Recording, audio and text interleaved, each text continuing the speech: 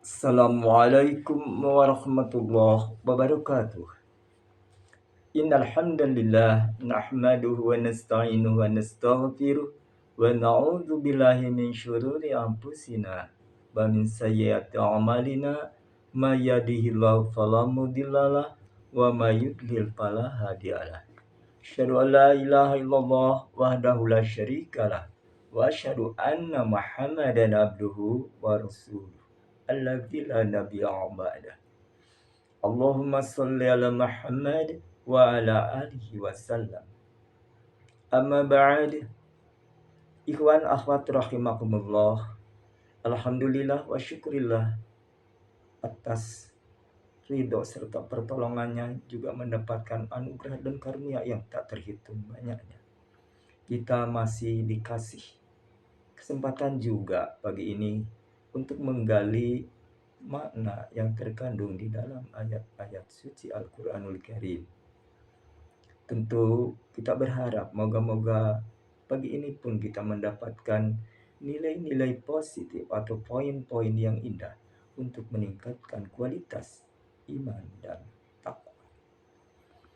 Pagi ini insya Allah kita akan menggali makna yang terkandung di dalam surat Ali Imran ayat ke-75 hingga 76. Sebagai gambaran, ayat ini membahas tentang sikap amanah, menepati janji, dan kecaman terhadap perilaku khianat. Rinciannya, ayat 75 surat Al-Imran menjelaskan sifat amanah yang berbeda-beda. Allah siap menjelaskan bahwa di antara ahli kitab, yakni orang Yahudi dan Nasrani, ada yang dapat dipercaya jika dititipi amanah atau harta yang banyak, dia akan mengembalikannya kepadamu secara utuh. Tapi di antara mereka juga, jika dititipi uang semisal sebesar 1 dinar, dia tidak akan mengembalikan kepadamu kecuali kalau ditagih berulang-ulang. Namun di samping itu juga ada orang yang merasa jika dititipi atau makan harta orang yang umi, yakni orang Arab yang tidak bisa baca Al-Quran atau dianggap buta huruf, mereka menyatakan tidak berdosa. Nah, inilah kesesatan yang memang sudah terjadi di lingkungan mereka sejak dulu, bahkan tidak menutup kemungkinan juga hingga hari ini. Itu ayat-ayat yang disampaikan Allah kepada kita tentu sebagai ibrah atau pelajaran bagi kita bahwa ucapan, yakni kejujuran, lalu amanah, menepati janji, itu yang harus ada pada setiap diri sebagai muslim.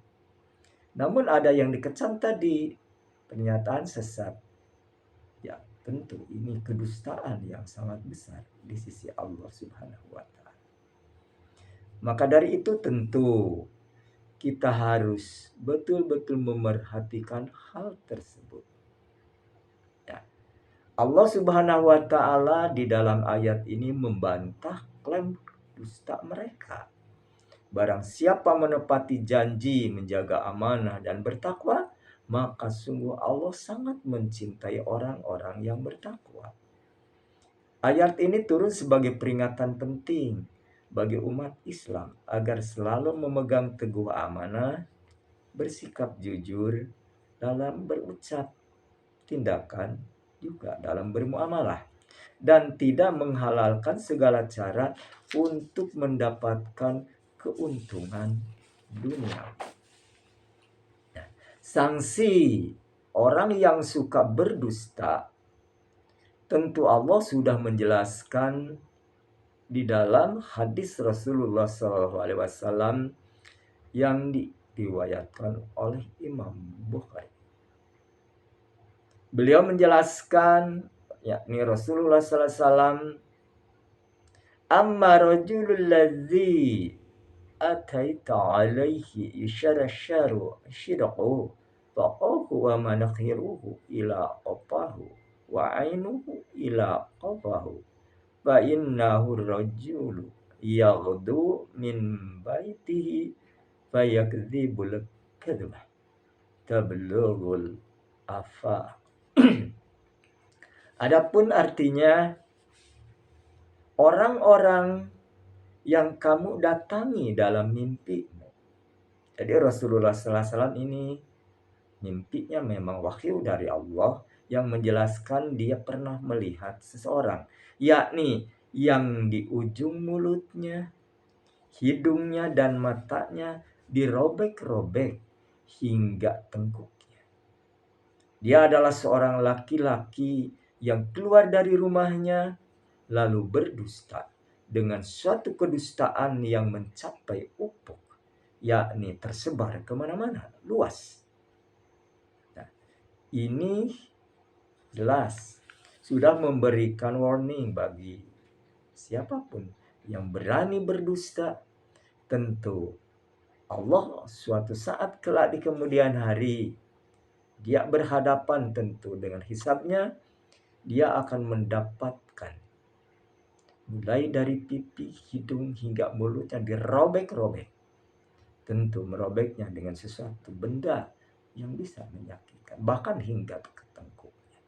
Itu yang diinformasikan, yang diwahyukan oleh Allah Subhanahu wa taala kepada orang yang mulia, yakni Rasulullah Shallallahu alaihi wasallam.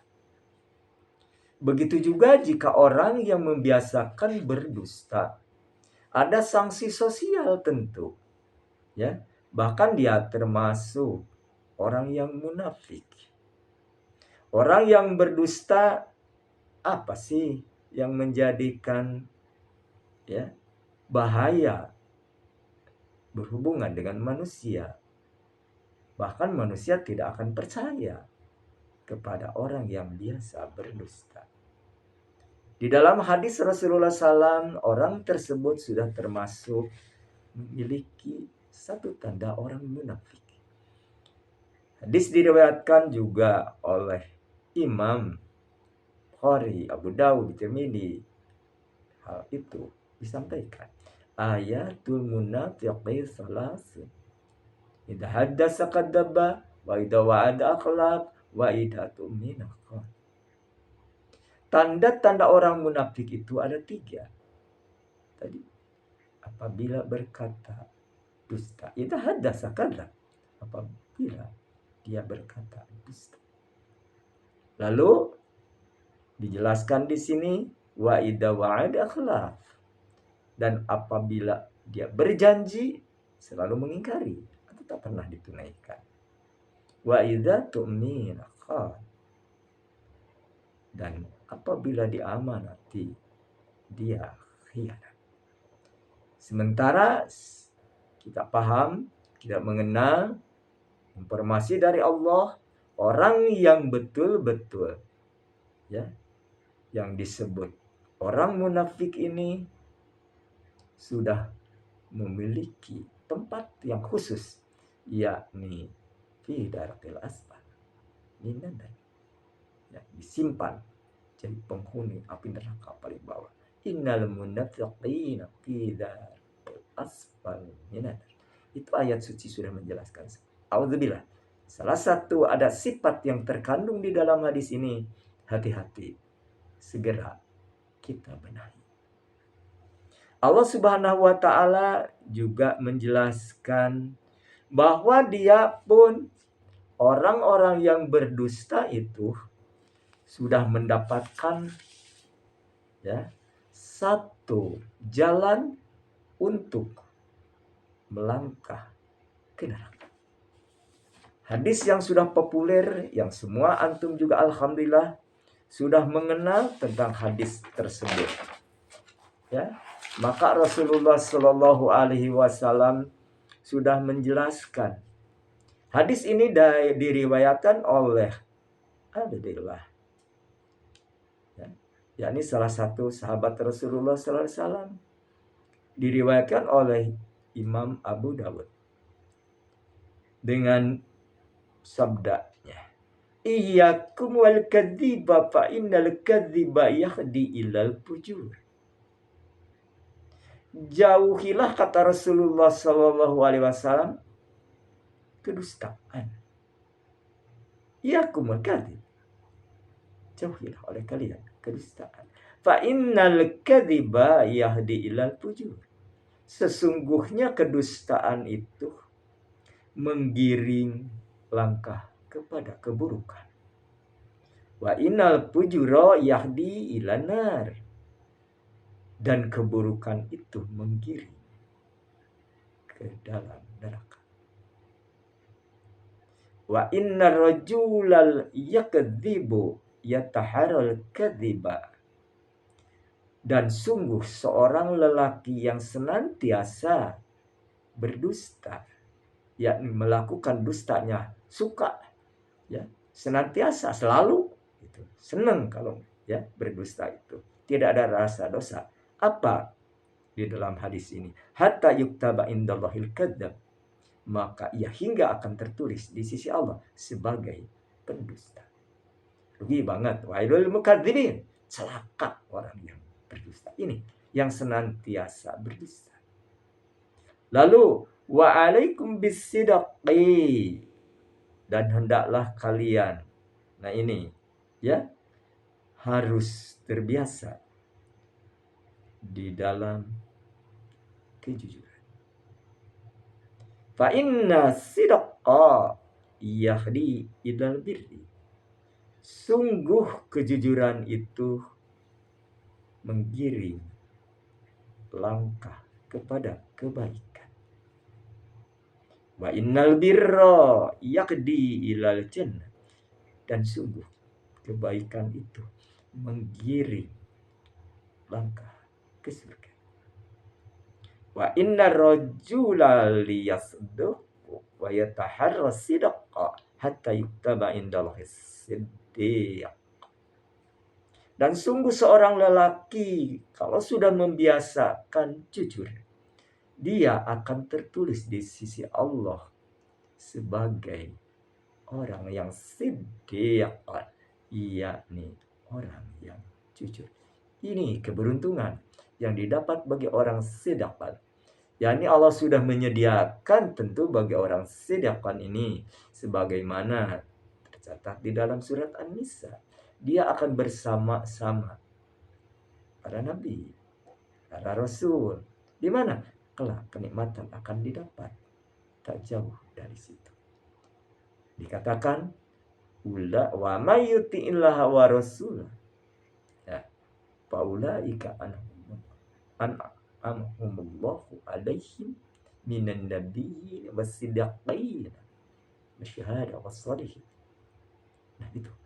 Jadi orang yang benar-benar mencintai kebenaran sudah dicanangkan oleh Allah, yakni mendapatkan surga, bahkan dijadikan mendapatkan teman sebaik-baik, yakni para nabi, para syuhada, dan orang-orang saleh, tentu dimasukkan golongannya. Itu yang akan mendapatkan ridho Allah bagi orang-orang yang jujur. Namun tentu jika kita melihat situasi dan kondisi hari ini, yang disebut kejujuran itu sudah menjadi barang mahal. Bahkan ada persepsi terbalik. Orang jujur dianggap khianat. Orang khianat, ya, dianggap jujur, bahkan diangkat jadi pejabat. Itu satu zaman yang memang sudah diprediksi jauh hari oleh Rasulullah SAW. Bakal datang satu zaman orang, ya, yang jujur yakni dikhianati. Orang yang khianat dianggap jujur. Orang berdusta juga tak jauh berbeda, dianggap satu kebenaran. Bahkan ada satu persepsi orang yang di luar kalangan kita, yakni bisa dia orang-orang kafir masuk di dalamnya, mengatakan jika kedustaan dilakukan berulang, pasti akan dianggap satu kebenaran. Nah, ini yang menjadikan kita harus waspada dan hati-hati menghadapi orang-orang lawan bicara kita.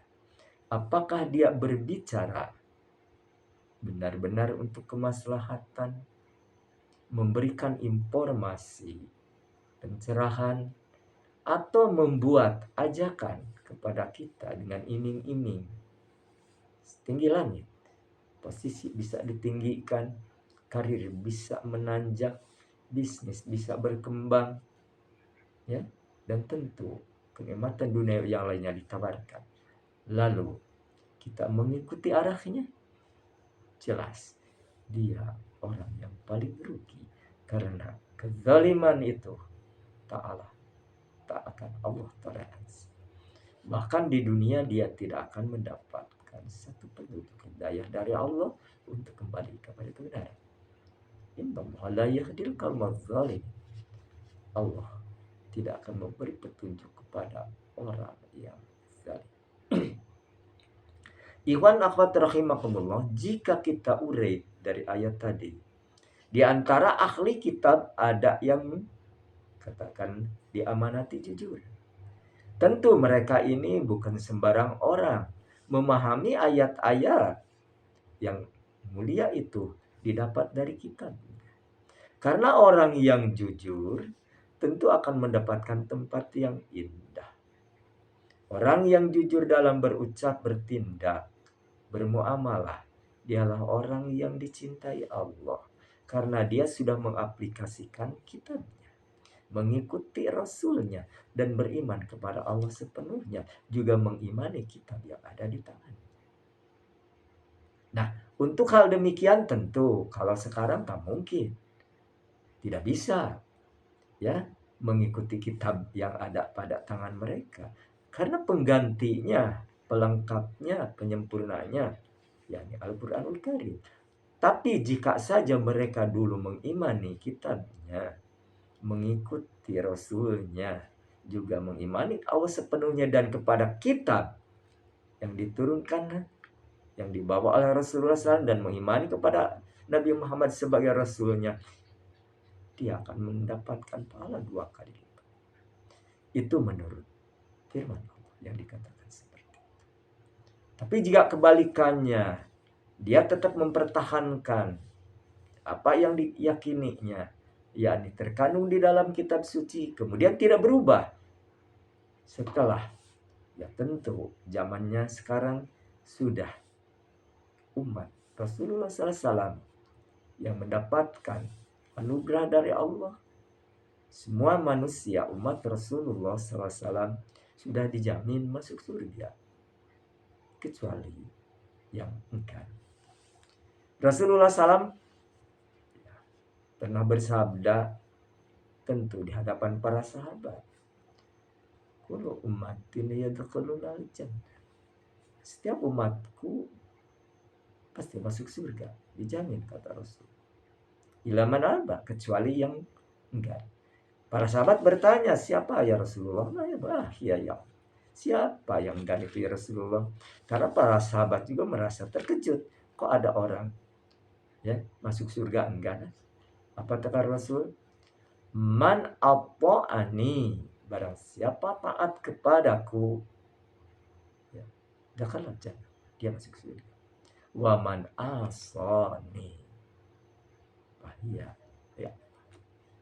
Jika, nah ini, ya, orang tadi tidak masuk surga karena enggan, yakni orang yang tadi yang tidak ada rasa, ya, bahwa apa yang dilakukannya itu bertolak belakang, yakni mendurhakai Rasul, menyelisihi Rasul.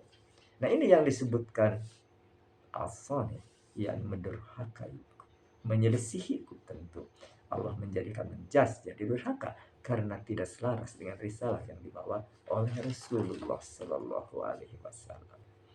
Nah, itu hadis yang betul-betul, ya, harus kita camkan dan ukirkan di hati. Dusta adalah satu perbuatan yang betul-betul Allah berkahi. Termasuk berdusta manakala kita mengatakan sesuatu atau memancing orang untuk tertawa. Nah, ini peringatan bagi orang-orang entah itu stand up komedian atau orang-orang yang mendapatkan predikat ya penghibur, humoris memiliki sifatnya. Ya, kita senang karena sudah ada dalam kata kita.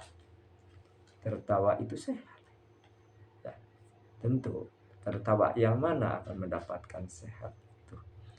Bukan hanya kita mendengar ocehan seseorang, ya seorang pelawak, kemudian kita bisa tertawa. Kalau real barangkali bisa kita terima.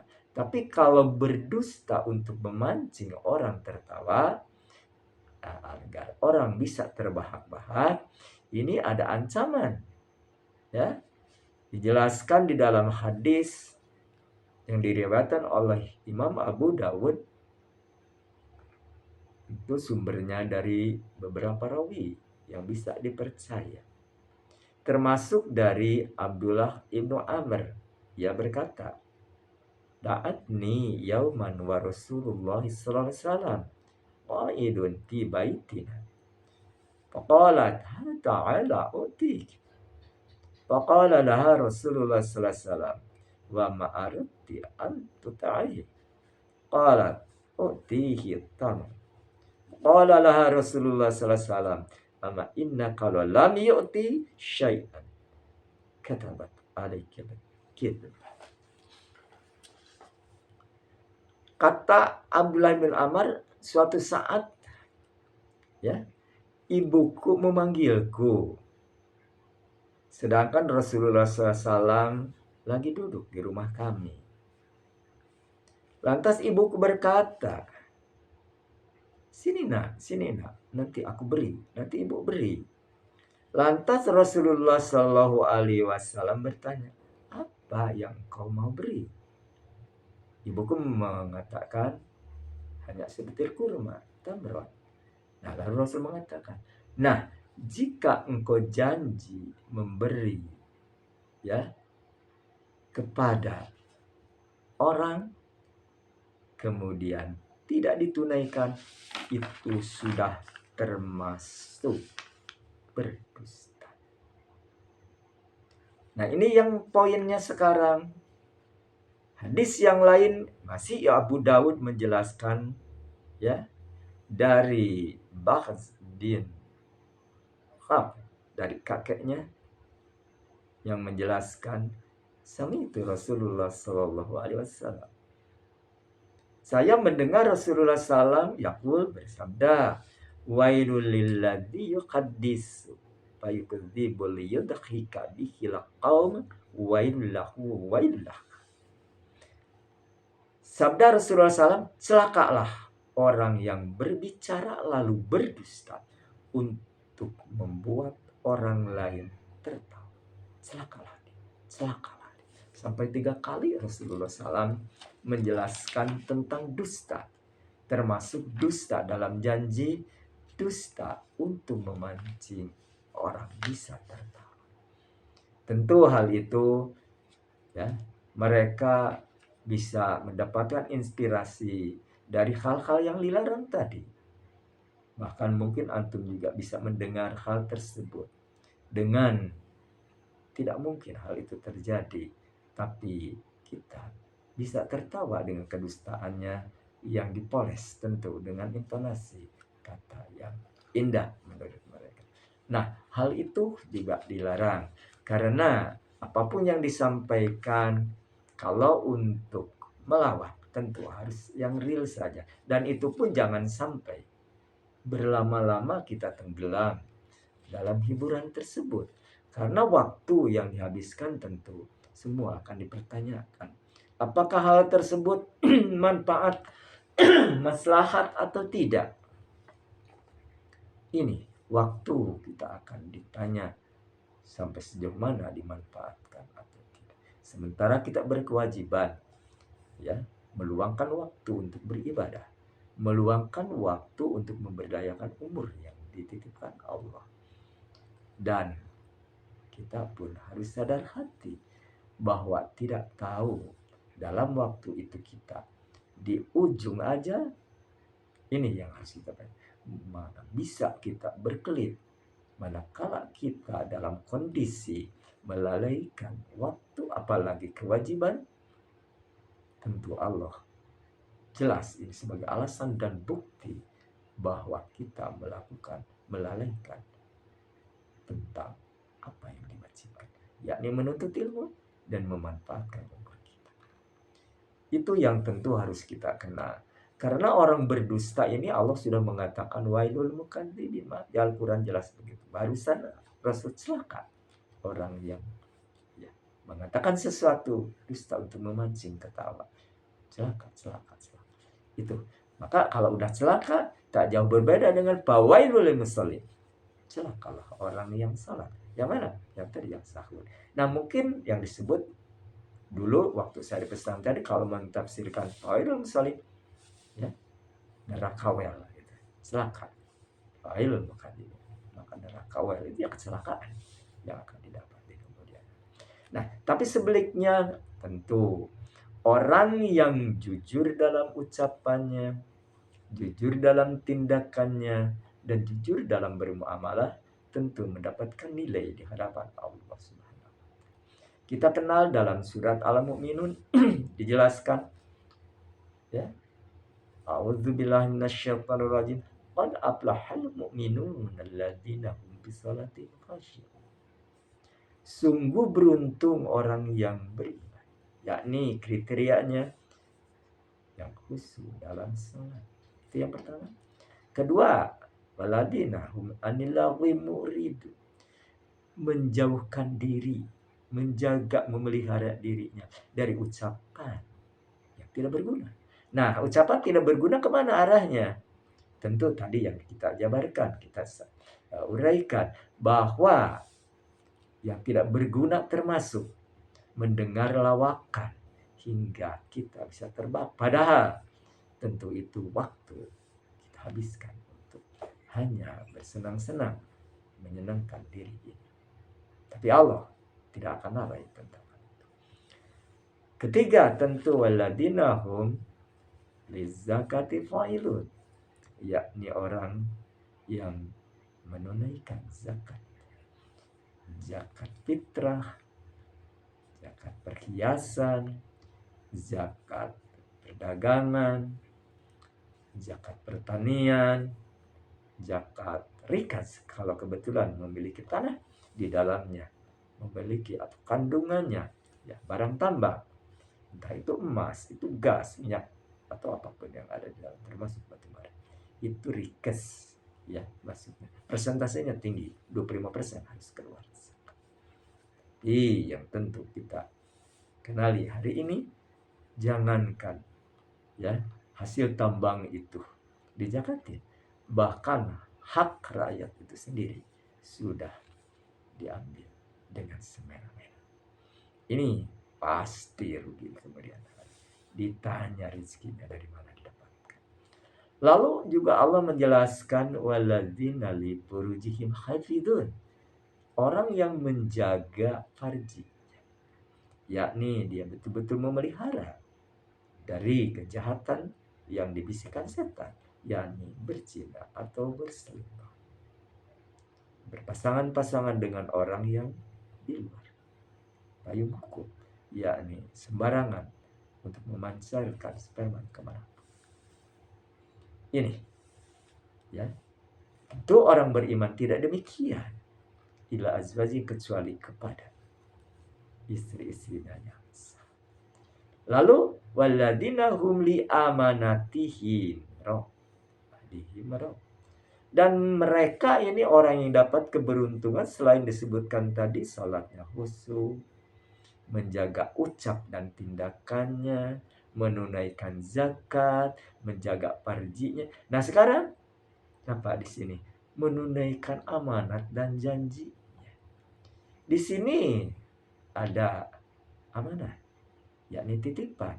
Dia menunaikan kepada orang yang berhak menerimanya, yang dipercayai. Dia akan diberikan kepada orang yang mempercayainya kepada.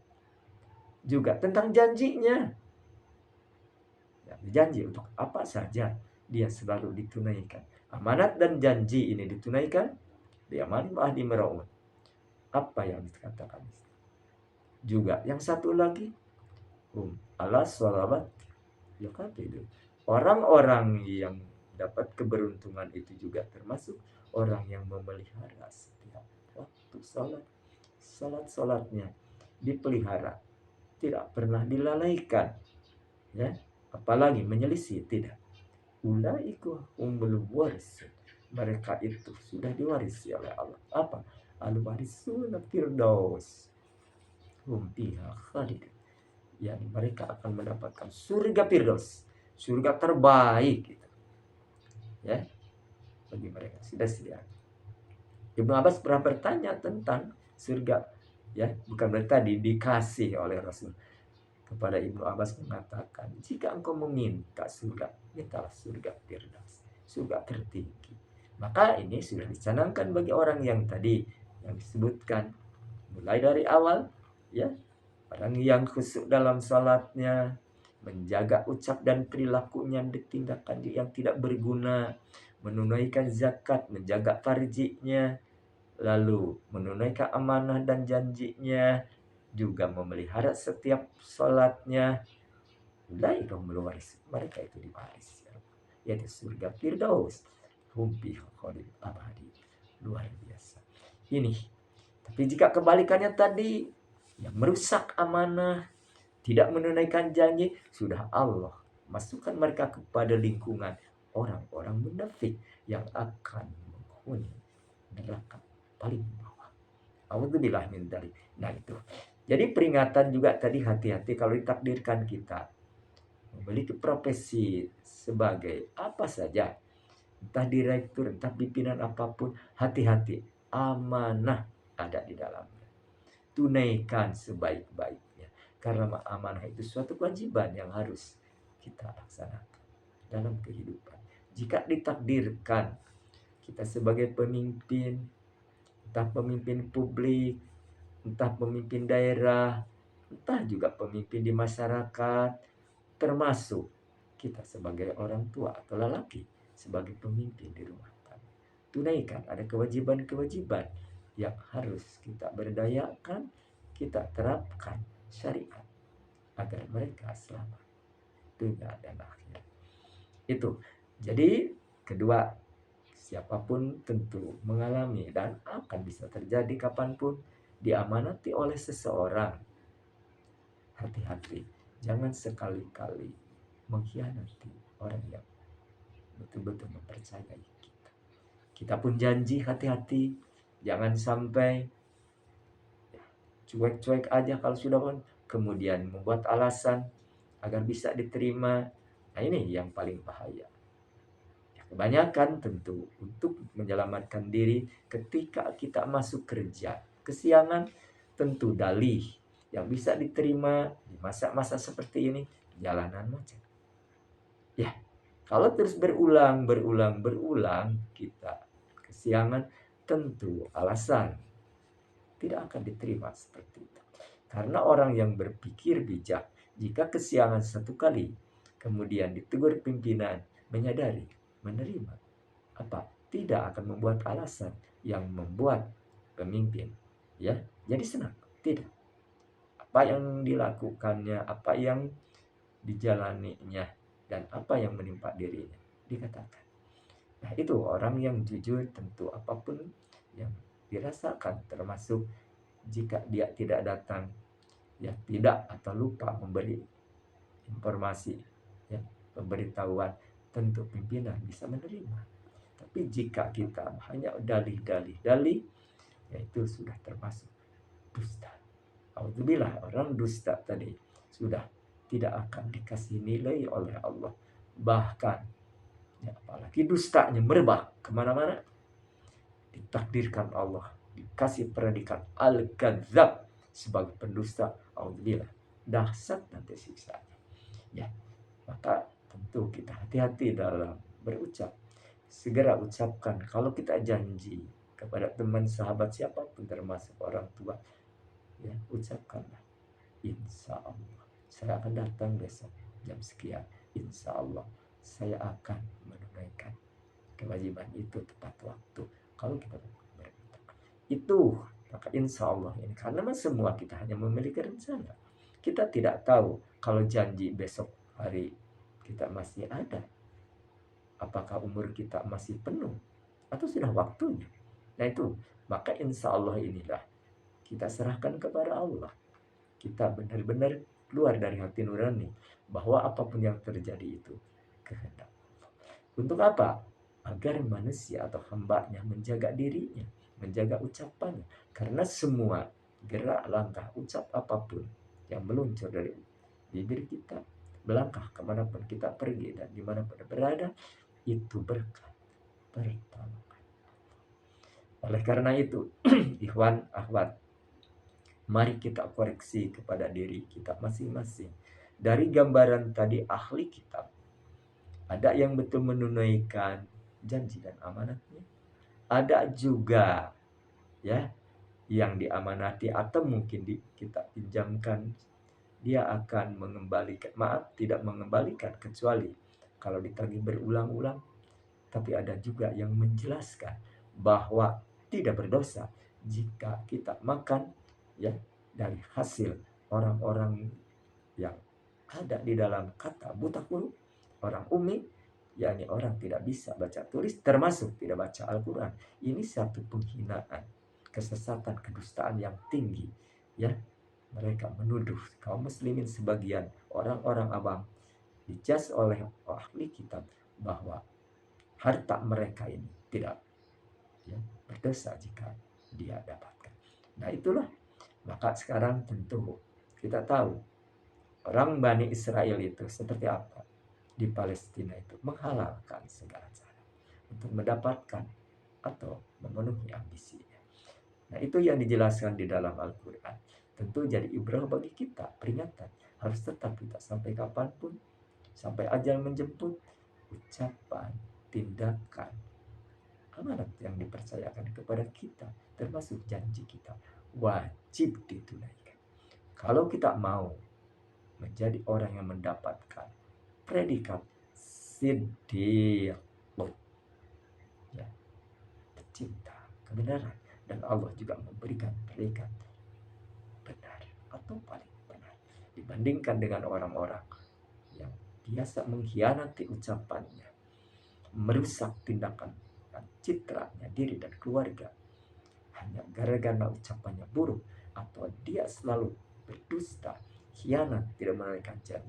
Ini merusak tatanan sosial bagi dirinya, merugikan dirinya.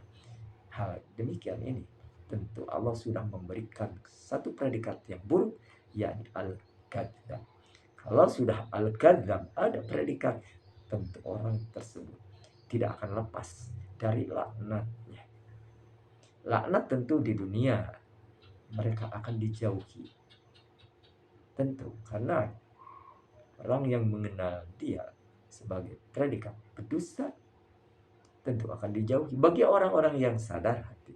Tapi bagi penjilat-penjilat, karena di dalamnya ada keuntungan besar, ada kenikmatan yang luar biasa, disanjung-sanjung, kedoliman itu tentu diangkat, bahkan dipoles, ditutup agar bias, agar menjadikan satu pembenaran ucapan, karena sudah hatinya ditutupi oleh dunia. Ini orang yang akan termasuk rugi di dunia dan akhirat. Di dunia tentu dikecam ya oleh orang-orang yang tidak sepaham dengan dia. Di sisinya, tentu di sisi Allah, orang macam ini sudah tidak ada lagi toleransi. Tidak akan Allah berikan hidayah untuk kembali kepada kebenaran. Bahkan kelak di kemudian hari sudah masuk tergolong orang-orang munafik yang disediakan neraka paling bawah. A'udzubillah min dzalik. Kita berlindung kepada Allah. Moga-moga Allah memberikan satu kekuatan di dalam hati kita agar tetap teguh ya, memegang tali Allah, yakni mengaplikasikan Al-Quran dan sunnah Rasulullah Sallallahu Alaihi Wasallam agar kita tetap terjaga, terpelihara dalam ucapan dan tindakan, terutama dalam berakidah, beribadah, ya, tentu juga dalam bermuamalah. Jangan sekali-kali ada dusta di antara kita. Itu yang paling rugi. Jika kita berjanji, jangan lupa ucapkan insya Allah di awal. Itu untuk menyelamatkan kita. Karena itu perintah Allah juga. Karena kita tidak tahu, ya, hari ini sampai sore tidak tahu masih ada. Begitu juga untuk esok. Maka janji, apalagi beberapa hari, ucapkan insya Allah. Karena yang mewujudkan pertemuan itu tentu berkah pertolongan Allah, dan itu rezeki kita juga yang sudah dicanangkan oleh Allah jauh sebelum kita dilahirkan ke dunia. Ikhwan apa rahimahullah, tentu kita juga harus memberikan satu pencerahan, dibiasakan kepada anak-anak kita. Dan itu seorang ayah, seorang ibu, jangan sekali-kali kita memberi janji-janji mulu kepada anak-anak, entah itu lulus ujian, ya, atau mungkin mendapatkan milik nanti tanggal sekian mau piknik ke tempat anu, tapi ternyata lepas. Atau hari Minggu akan jalan-jalan ke anu, kemudian tidak ditunaikan. Itu pun sudah masuk kedustaan. Apalagi, ya, memberikan satu cara yang betul-betul jangan sampai terjadi. Misalkan anak, ya, kita berharap anak kita tentu ke depan ingin jadi orang sukses. Kebanyakan orang tidak berpikir, ya, bahwa ke depan itu yang kita harapkan tentu sebagai muslim orang saleh dan saleh.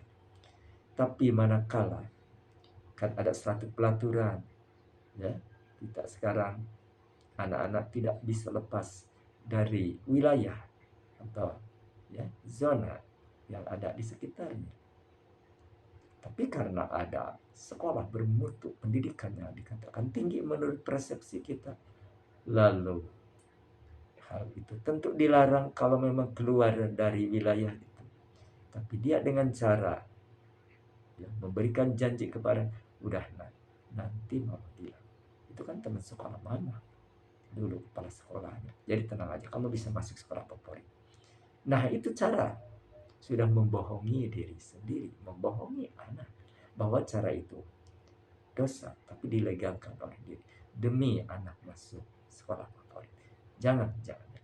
Alami saja, ditakdirkan Allah anak ini tentu memiliki kecerdasan yang tinggi. Sekolah dimanapun tentu kita harus memilih tentu yang sejalan dalam lingkungan kita.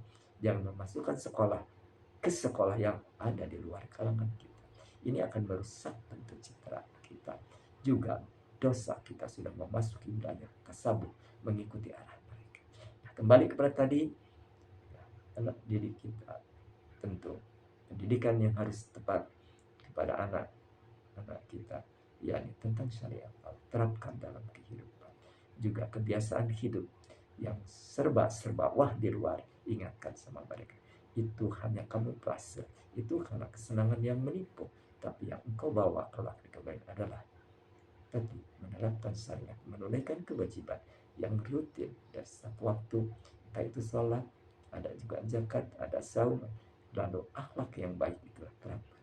Bagaimana menghadapi orang lain, apalagi guru, ya, orang tua juga harus paling utama, juga sahabat teman. Hati-hati, jaga ucapan, jaga tindakan, jangan sampai terjadi kerugian di kemudian hari. Itulah ikhwan akhwat rahimahullah.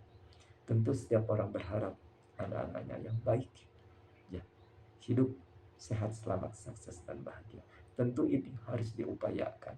Siapa yang bertanggung jawab? Ya, kita sebagai orang tua. Mudah-mudahan surat Al-Imran ini mengingatkan kita bahwa apapun yang terjadi di kemudian hari itu atas jejak-jejak yang kita jalani. Kalau jejak kita dijalani baik, selaras dengan syariat, tentu keberuntungan akan didapat. Tapi jika jejak-jejak kita, ya, buruk, ini tentu ujungnya akan buruk pula, bahkan tempat kembalinya paling buruk pula. Subhanallah wa bihamdik, asyhadu an la ilaha illa ant, astaghfiruka wa atubu ilaih. Assalamualaikum warahmatullahi wabarakatuh.